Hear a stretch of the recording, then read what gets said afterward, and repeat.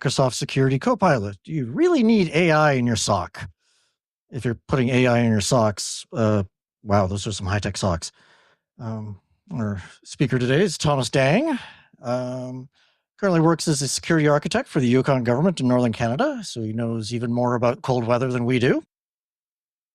He's also currently pursuing MSc Cybersecurity as a cybersecurity fellow in your NYU Tannen School of Engineering. Formerly served as the youngest member of the legislature here in Alberta. So, politician jokes are perfectly valid. As a security architect, he's led the Yukon Government in its deployment of Microsoft Azure-based security platform, running a lean, and it's Yukon, of course, everything's going to be really lean. Lean team organization. The organization has undergone significant overhaul in the last year, utilizing Sentinel as a SIM and SOAR. Integration with on-premises security applications and vulnerability management has been a priority of the modernization of the government security system. Thomas has experience in both red and blue team technologies, holder of a CISM and OSCP certifications, and not to mention one hell of a sexy beast. So take it away, Thomas. Thanks, Brad. Okay, so that's basically covered the whole intro part, but like he said, I'm Thomas. I am the security architect for the Yukon Government. And to give you a bit of the lay of the land, I guess, we're an organization that's a medium-sized enterprise, right? We've got 5,000 plus employees. We like to say it's 5,500 licenses. If you're one of my vendors, it's 4,500, 4,000 actually. Yeah, so I've got that software, computer science background. And my interest in our security team has been, of course, the modernization and overhaul of our systems. We were running a relatively legacy system for a long time in the Yukon, but it's also in automating the boring stuff, right? Like, if you're a security analyst, you're a security team lead, you're doing so much boring stuff every single day, right? Every day you're sitting there going, okay, I've got another fish that went out to 3,000 users and I've got to go pull it out of their inboxes. I've got another alert over somebody clicked on something and typed their password in, and now I got to call the help desk and tell the help desk to reset their password and whatever, right? There's tons of boring stuff that goes on every single day. So what we have in the Yukon is probably similar to what a lot of medium-sized enterprises have in their environments, as well as smaller organizations have in their enterprises. We have a really small team. It's me and 3 analysts. I've got a CISO as well, and then we've got a network team that helps out where they can. Adds up to 6 people, right? Like, we're supporting thousands of endpoints across about a dozen departments, thousands of servers, all over private cloud and Azure cloud, trying to do the best we can, right? And it's really hard because you've got, in government, when you have about a dozen departments, it means that there's a dozen different groups of people who consider themselves C-level, right? And if anybody ever had to support C-level executives, they know what that's kind of like as well, right? So you have this really high competing priority list. You have this really high group of admins, right? We've got hundreds of admins, really, right? Who you're trying to wrangle in a sense and say, like, how can we get everybody on the same page? How can we make sure security is working? Our team does run 24/7 for availability. I put an asterisk there because 24/7 means there's the 4 or 5 of us, and every day we take the on-call phone for the evening, right? We use an MDR service for our triage, so we have a third party that does our monitoring, and in the evenings, if something happens, they call one of us, right? And that's probably really similar to what a lot of your organizations, if you're running 24-hour monitoring, are doing as well. You have a third party who does the evening stuff because, frankly, most people don't have the bodies, right? We don't have the bodies to do 24 hours in-house. But yeah, so we're medium size. But we're here today to talk about Copilot for security, right? And our organization, the Yukon Government, we were actually piloted onto Copilot for security before it went general availability. So we piloted this starting in December of last year, which was about 6 months, I think, before it went GA. And they sold us on this idea that it was going to radically improve our workflows, right? It was going to significantly reduce analyst time. It was going to significantly reduce the amount of triage we had to do. It was going to significantly reduce the amount of response we had to do. And they even told us that in the future, we'd be able to completely eliminate our third-party SOC service, right? We'd be able to not need a SOC at all. We wouldn't need 24-hour monitoring. Security Copilot would do it. Our analysts would just wake up in the morning, come into work, look at what happened overnight, and respond. And that was the pitch, right? So we're going to answer a few questions today, which is like, what does Copilot actually do? What does Security Copilot do in your environment right now? How does it help with your response? And really, who is this for? Who's going to benefit the most from this? But let's look at what it does, right? So I did load up the sales video they gave us. Let's see if I can get it to actually click. Maybe. Oh, always test your demos before you go live.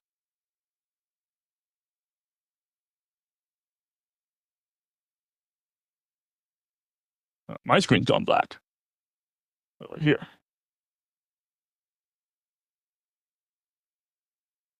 Is it playing?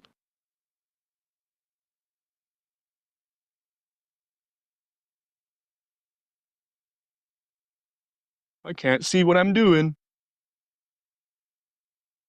Up, up. Oh, play button. There you go.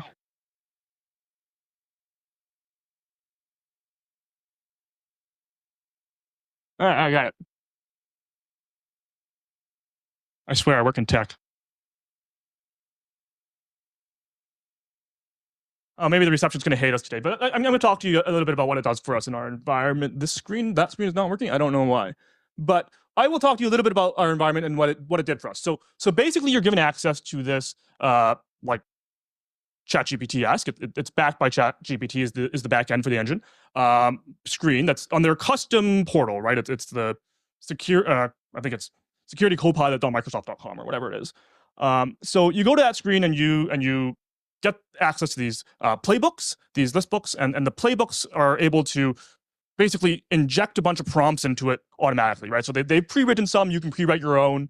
Doesn't look like this wants to play, so I'll just go back to my slides. Probably. There you go. Yeah. So you can see the screenshot of some of it there as well. And basically, you type in your prompts, you like select the incident number from your SIM, and you go, incident number 54368. I need you to tell me what happened. Tell me if there's any other things in my environment that look like it, whatever, right? So you basically type that all in, or you hit the button and it spits out a bunch of responses. It might even spit out some KQL for you, so you can put it back into your logs and you can search through them, those types of things, right? So it's able to enumerate your entire environment, right? It's able to look through your Entra ID logs. It's able to look through your Sentinel, your Defender, all those types of things. And like ChatGPT, like any other large language model we're seeing today, it uses those normal semantic queries, right? So you can ask it, when was the last time this user logged in?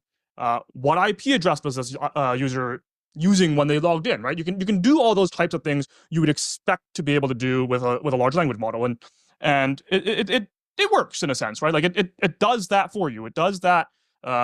If I was just to ask an analyst a question, I would expect that analyst to go and spend 5, 10, 20 minutes finding out the answer and giving me the answer. It's able to do that for you, right? It's able to go through your logs and find that solution.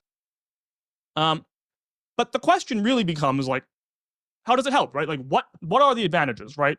And it uses those playbooks to automatically analyze some incidents. So you can schedule them, or you can set it up so that if one was triggered or an incident happens, an event happens, it goes through and runs a playbook for you automatically and pre-compiles that information so that when you go into your SIM and you look at it, you're going to see that information right away. It allows you to rapidly search through that large amount of data that's in your SIM, because if anyone else is running a relatively large SIM, I like to think we're running a relatively large SIM. Our Sentinel ingest fees freak me out every time I look at them. But I've heard those organizations spend 10x is what I do, right? So if you're running a relatively large SIM, you have a lot of data in there, right? You have a lot of tables, you have a lot of things in your common security log, you have a lot of information. It is able to help you sort that information relatively quickly.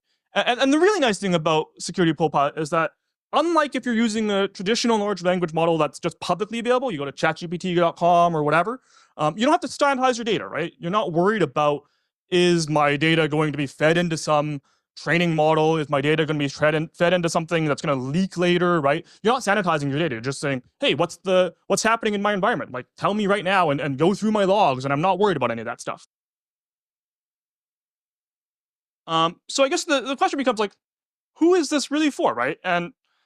And we had a really hard time answering this question in YG. We piloted it for 6 months. We were licensed till June. And maybe I'll give you a little bit of a spoiler alert. Like, we didn't renew our license, right? So we're not currently licensed for Security Copilot, which is why I'm not doing a live demo for you, frankly. But the question becomes, like, who is this for? And I have a few questions if you want to answer, do you want Security Copilot in your organization? The first question is, what size is your security team, right? If you're 5 people like we are, then you're a reasonably sized organization, right? You have a reasonably sized security team. Most orgs, they're lucky if they have one in many cases, right?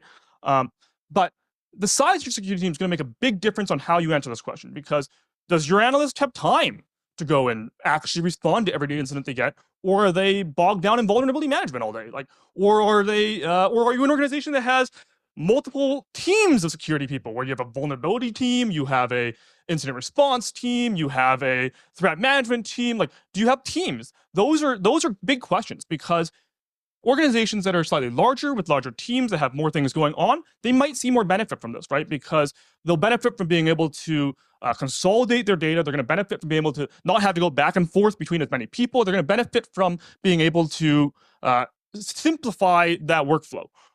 But the other question is, do you have 24/7 monitoring, right? If you're not running 24/7 monitoring, then being able to respond after hours becomes really difficult, right? If nobody likes getting a 2 a.m. wake-up call, nobody likes getting a 2 a.m. wake-up call because the president got phished. And the reality is that if you're not running 24/7 monitoring, then you need to be a little bit more efficient, right? You need to be a little bit faster. You need to be a little bit quicker, because you need to be able to get up in the morning and see, what are all the things that happened overnight? What are all the things that I missed while I was off, right? And those are big questions. And then of course the other question is, do you have a contracted SOC, right? Like, do you have MDR? Do you have somebody who's looking at alerts for you, looking at incidents for you, looking at all of these types of issues for you? Because that's going to be a big deal as well. Because are you going to give them access to your Security Copilot? And we'll talk a little bit about licensing, but currently Security Copilot, the way they license it is they're called security compute units. And security compute units are processing units, I call them, and it basically is a kind of a proxy for how much you're using the model. Your minimum buy is going to be 1 security compute unit a month.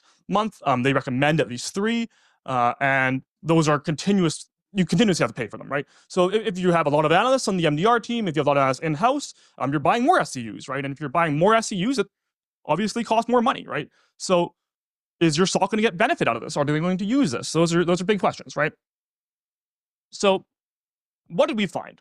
We found that there were actually quite a few limitations. That Security Copilot, while they claim can do a lot of things, Microsoft says it does all the magic things for you. That, for example, it doesn't take any action on your environment.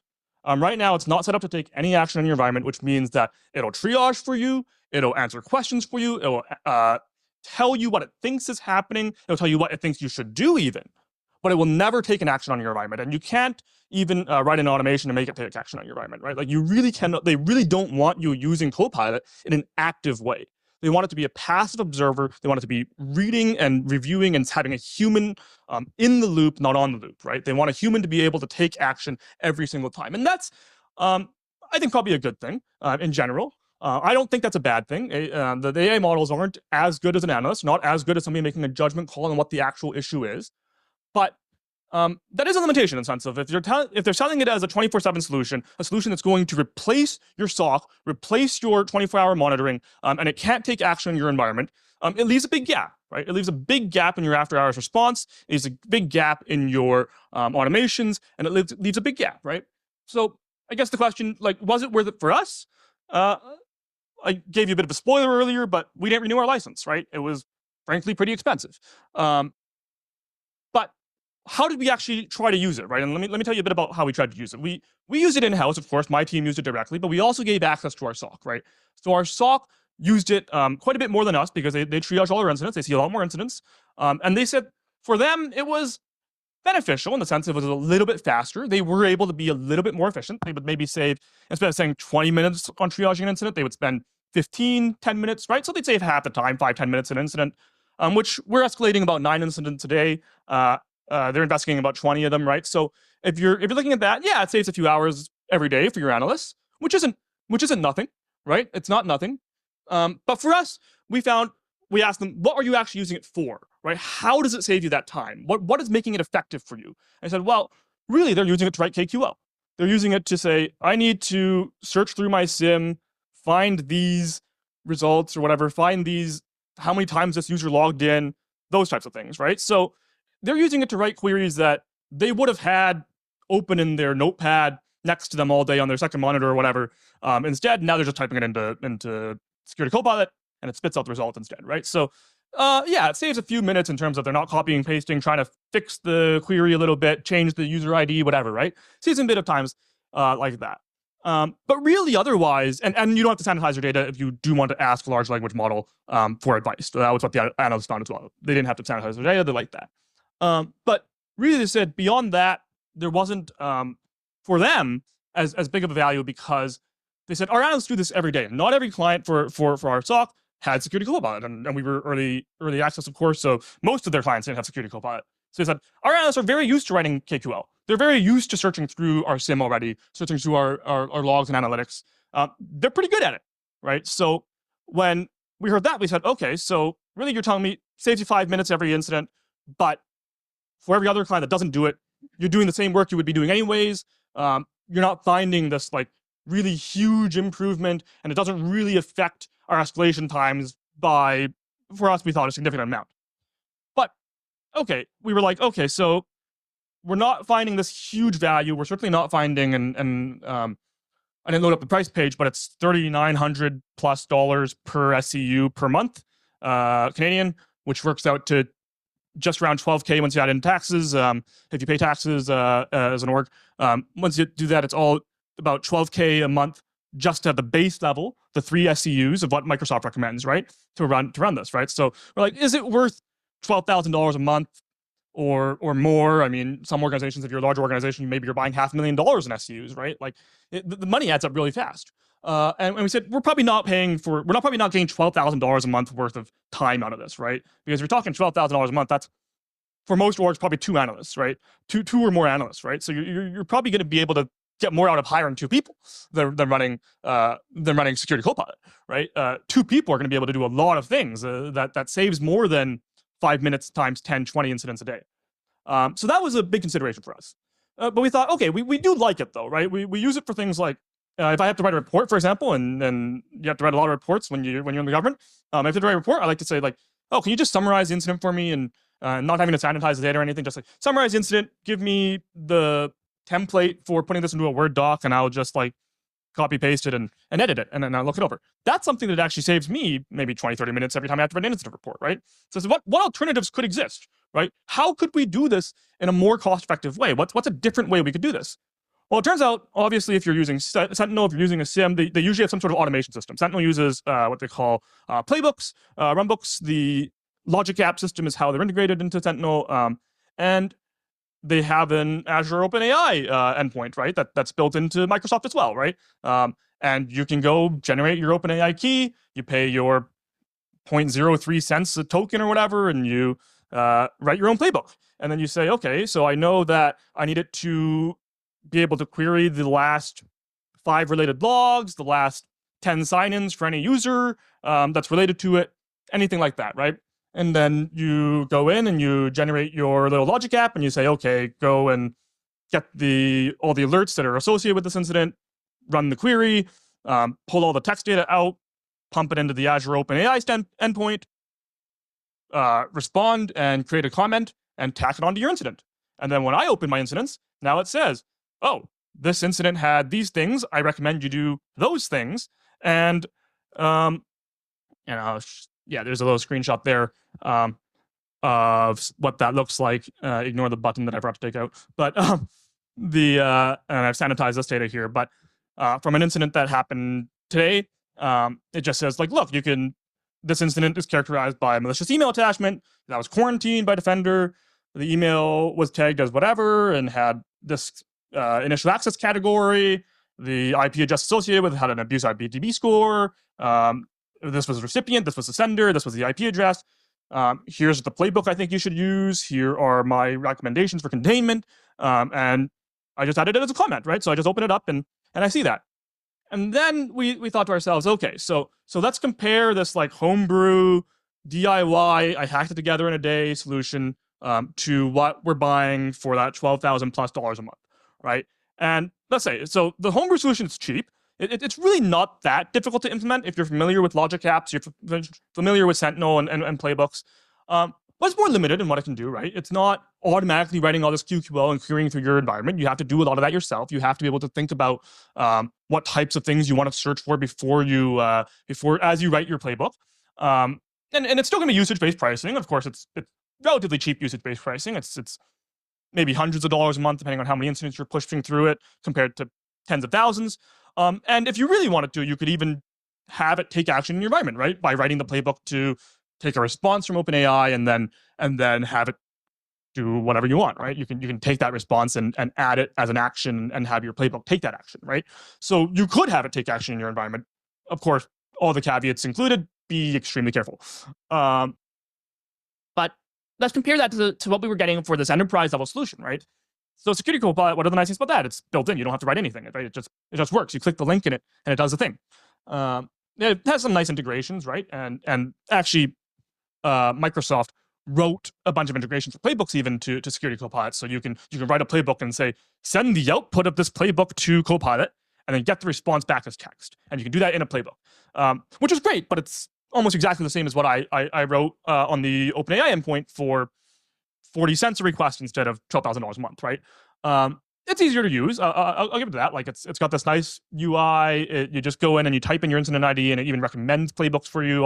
All those things, and it's fully supported, right? When we were onboarding to it, we had time with engineers, we had time with Microsoft professional services, and they sat down and said, like, here are all the ways we recommend you do it. Here's like the repository we have of recommended scripts and playbooks, and here are the use cases we're seeing other clients use, and like here's all the things you can do, and it's nice and big and supported. But it's also cost that money, right? And it's got that consumption-based SCU pricing, and it can't take action in your environment, right? So we looked at this and we said, do we really need this in our environment? And would other people need this in the environment? And we have some colleagues in other jurisdictions and other governments and organizations that we talk to who are also early access for Security Copilot, right? And one of our partner orgs told us that they loved it, right? They're a small team as well. I believe they have 2 analysts for security, period. So they're smaller than us in a sense. And they said, like, they're an enterprise size org as well. They're a similar number of seats to us. They're a similar number of they have a larger security budget than us, actually, but they're a similar number of seats to us. And they've had a big incident a few years ago, which leads to having a larger security budget than me. But what happened is they said they use it all the time, right? They use it to constantly review every single incident. They pump every single thing that goes into their SIM through it, and they spent all their time basically just running through the playbooks. And when you're a small team with a large org with 10 departments, 15 departments, whatever, when you're a small team with a large org, and you can't handle the load that you're having, maybe that's where it starts to make sense, right? Maybe that's where something starts to make sense. A slightly larger team, not a lot larger, just 2-3 more people on my team, we were finding it's not giving us that benefit, right? So when you're only 2 people and you're trying to do vuln management, you're trying to do security awareness training, you're trying to do patches, maybe you're hounding admins to patch their things, whatever, right? Like you're trying to do everything with 2 admins. Maybe having one person just in the morning just click through all the Copilot buttons, that's a huge win for them, right? But for us, when we have a MDR service, we have our team just goes in, and as we get escalations, we go in and we make those changes, and we do the type of work that needs to be done, whether that's containment or that's forensics, whatever it is. We just go in and do it as necessary. And we always know that if something like serious were to happen, we could always bring in professional services, right? We have that flexibility. We say, like, you know what? For us as a slightly larger team who's doing slightly more things with slightly more people, we're finding less value to it, right? So I think the big question becomes, how do you determine if this is valuable for your org, right? And it's really hard now because Microsoft has put this really high cost of entry in, right? They've put in this recommended $12,000. Really, it would be a minimum about $4,000 entry fee if you bought one SCU. So they put this really high cost of entry in that now you have to think about, is that something that we want to pilot for a month as an organization? And I think if you were a security team lead and you're looking at your budget and you're saying, can I burn 12 grand in 1 month to pilot Copilot? That's a pretty hard sell, frankly, for me, right? Like if I looked at my budget and I said, I got to burn 12 grand just to pilot for 1 month, that's a pretty hard sell.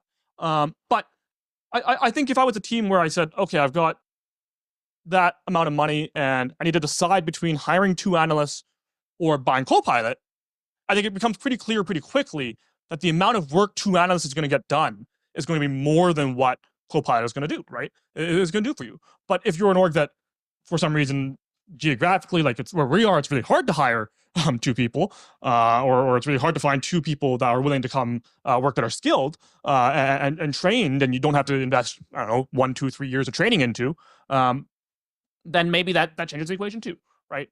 For us, like I said, we chose not to renew Copilot, right? We chose not to because we thought, frankly, it just wasn't giving us enough of that value. We would find other products that filled the niche. We were able to invest the money in other areas, buy different software products, buy different solutions. But we do still continue to use Sentinel with our SIM. We do continue to use the homebrew integrations. We continue to use all those types of tools that came with it that we were seeing benefit from. We still do the things that Copilot was doing. We just wrote them in-house, right? We just did them in-house. And I've included on the next page, there's gonna be a link to the gist for, you can find the logic app yourself, so you can copy it and paste it into your Azure environment. But I'm not here to slag on Copilot, right? Like, I mean, I've been saying, well, we chose not to buy it, it's too expensive, for like an hour now, 40 minutes, whatever it is. But I'm not here to slag on Copilot. I'm here to say that if you're an org who needs something off the shelf, fast, and needs to be able to improve your response times, improve that, and you have a very limited team size that is trying to do everything at once, which kind of feels like how our team is sometimes, then there probably is going to be some value for you.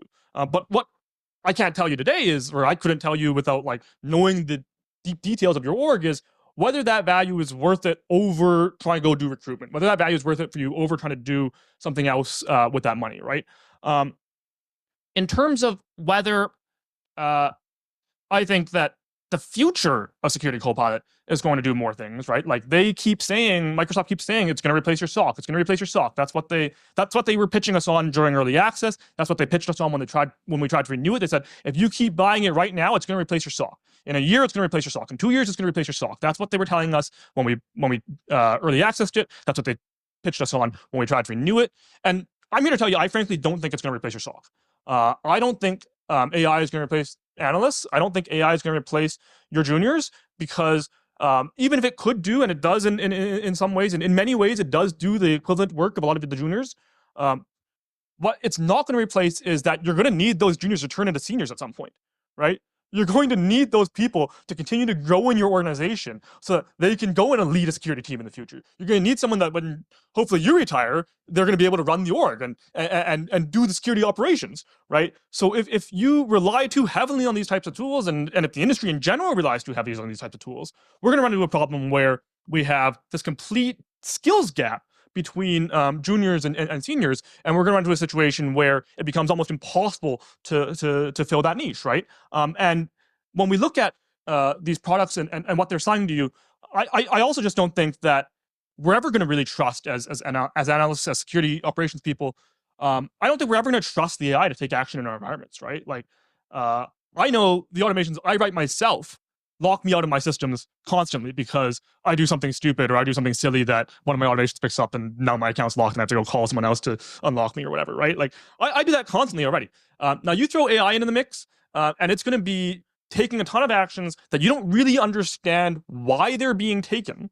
You don't really understand what the decision logic is going on in it. And when you have to explain to your insurance, when you have to explain to your C-level person why this decision was made to lock out another C-level at 2 a.m. in the morning when they were working in China and trying to access an email that was essential for that business, when you're trying to make that justification, my laptop goes to sleep, of course, but when you're trying to make that justification, then you're going to have to say, well, we pumped it into an AI model, and the AI model decided that your business meeting in Asia wasn't as important as we thought you might be compromised, even though we knew you were in Asia, right? Like, that's a decision you have to be able to answer when you write your incident report. That's a decision that you have to be able to answer as a security person, and it's going to become more and more difficult as we rely more and more on these AI tools. So I think that's going to be a big problem. There is a bit of a QR code. All the caveats about scanning unknown QR codes apply. I promise you I'm probably not doing anything bad with your data. Trust me, don't trust me, I wouldn't. But this will be published as well. We'll be sending the slides out for all the attendees. There is a guide that I followed, or I saw that was last year somebody had integrated OpenAI into their Sentinel environment as well. I've linked that there, and then I've linked my code as well and my website. But I think there's about 10 minutes left. If anybody's got any questions, I'm happy to take some, or comments or concerns, or just want to tell me that I'm a jerk. I don't know, whatever. Feel free. You're a jerk. No, I just wanted to comment that where I see a lot of value is in the natural language processing for queries, because not everybody's aware of like a particular product's syntax for doing a query or anything like that. So if you want some junior person or somebody who's not always security, you need, extra hands on deck, they can ask, when was the last time this user logged in, without having to figure out, some weird, SQL-esque kind of thing. Also good if you have like outside parties coming in to help with an incident or something like that. They don't have to know your exact product. They can just natural language. Yeah, I think that's what the SOC was saying that they found was easier for their process, is that they didn't have to learn our tables and learn how our SIM was ingesting logs. But we were also still finding, of course, if you're just doing when was this person logged into Entra, like a very simple one, if you just type that into regular ChatGPT, it'll give you the same answer. You just have to copy and paste the username in yourself after, right? So it really depends on how complex is that query going to be and how complex do you think Copilot's capable of. Any other questions?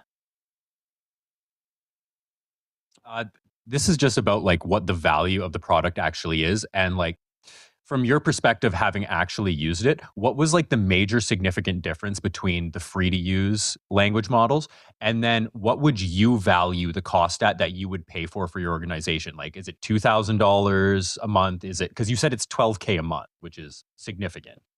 Yeah, so that's a pretty good question. In terms of the difference between public models and private models, like the one that Microsoft is doing, is that theirs is very tuned, and like they have really good prompts to be able to say like, how do you work through a Microsoft environment, right? Like, how do you look at KQL? How do you look at the tables? And they've designed that already, so there's no finagling around with your public model being like, oh, that KQL didn't work, can you change it in whatever way, right? Like that's the big advantage of using the private model that Microsoft's developed. In terms of what the value of that is compared to a public model, I think it becomes a really hard question, because right now you can get ChatGPT Pro for, I don't know, $25 US or whatever. You can get a bunch of other models for around the same price, right? Some that people have tuned for security purposes as well. And when you consider that and you think about that, you go, well, okay, so if I'm per analyst paying $25 a month for a public model that they have to go and spend 5 extra minutes to sanitize, value your analyst time at, I don't know, whatever your $100 an hour or whatever, right? Let's say, just to make it easy, like you're talking only a few $100s, right? You're not actually talking that much money in terms of the time you're saving, with 5 minutes per incident, 10 minutes per incident, right? So if it's $500 an analyst, let's say a month, like if you're going to have to look at how these models are going to be used in the future and what they're going to cost, I think that the current model of what they're trying to sell us isn't sustainable for most organizations. Well, way down there.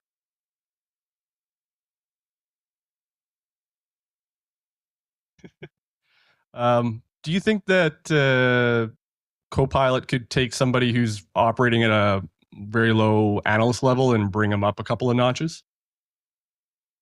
Yes. The short answer is yes, right? The short answer is yes. The longer answer is, does it do the things you want in that sense, though, right? Like, does it teach the analyst how to be that junior to a mid-grade, higher level analyst? Does it actually teach them anything about that? Or are they just pumping in semantic queries and asking it questions all day and depending on it and learning to depend on this model, right? So if the question is, does it let them operate at a higher level? Absolutely, right? It's faster, it's more efficient, it gives them access to things like they might not know KQL, and now they don't have to know KQL, right? It gives them access to those things. But are they going to learn KQL so that they can write their own analytic rule in a year?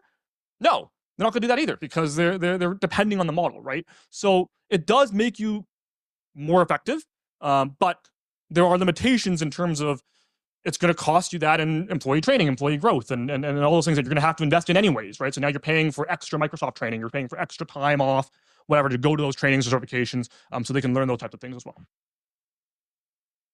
Brother? A great presentation, Thomas. Prashant here. Just a quick one in general, not in particular to your POC on the Copilot. what kind of skill sets would you see in future which the SOC analyst would have to learn to adopt these kind of technologies? Because at some point there'll be a critical mass and these technologies will creep into SOC or other areas.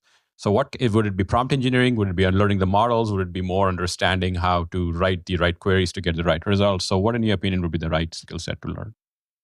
Well, that's a really deep question. I think prompt engineering is for sure going to be a big part of it. You have to understand, like, what do I ask the model and what's going to give me a good response? That is something that your analyst is always going to need to know. But I think the bigger question around that is actually going to be, do your analysts and does your security team in general, your security as an organization in general, understand what is happening behind the scenes in a sense, or what is the limitation of the model? Right. So as the technology becomes more widely adopted, as it becomes more widely available, and we are approaching that like critical mass level, your organization, your team is going to need to understand what it can't do for you, more than what it can do for you, because it's going to be able to do all these amazing things that they claim it's going to do. But you also have to understand where it's going to fail, where it's going to accidentally lock someone out at 2 a.m. or whatever, and that's the thing that I think is going to be most important for your analysts in the future. Does it give any critical information, decision-making information? For example, you feed a log in your message. Oh, sorry.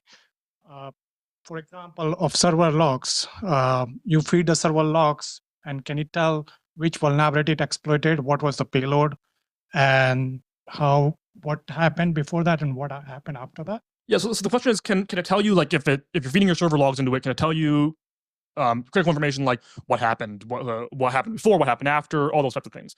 And the short answer is yes. The longer answer is it's not always going to be 100% reliable, right? You can't depend on it. You still have to review its work. For example, we're going to see things where, like, we did see things where, for example, said, oh, we watched this PowerShell script execute on the device, and it said, here's the username, here's the connections we saw before, here's the connections we saw after, whatever, right? But it was completely mistaken on what the script did. Right? It didn't really understand what the context of that was. And in that case, actually, it was Defender running its like onboarding script. And it was like, oh, all these really weird enumerations are happening. This environment is being enumerated. It's checking who the admins are. It's checking what SMB shares are attached, but it was the Defender onboarding script, right? So it can tell you these really scary things that are all factually accurate, but it doesn't have the context information about your environment. And that is context in the sense of like what you know about how you're running your environment. And that's a part where the models are still very limited. I got one more here. Hi. Do you have any sense of like if future versions of Copilot would automate response, or would that be too much like exposure in terms of like liability, given like OpenAI is like unsupervised? Microsoft, when we were working with them, basically told us not to do that. They actually explicitly told us they don't recommend that in their automations to directly allow OpenAI to take action in your environment. They say again that it will replace your SOC in however many years, right? So I'm sure someone's trying to work towards that. I don't think it's coming anytime soon. Much to the pleasure of the various SOC analysts that are going to maintain their job. So thank you very much, Thomas. Yeah. There you go. And you're hanging around for a bit, so you'll be around for other questions on the hall.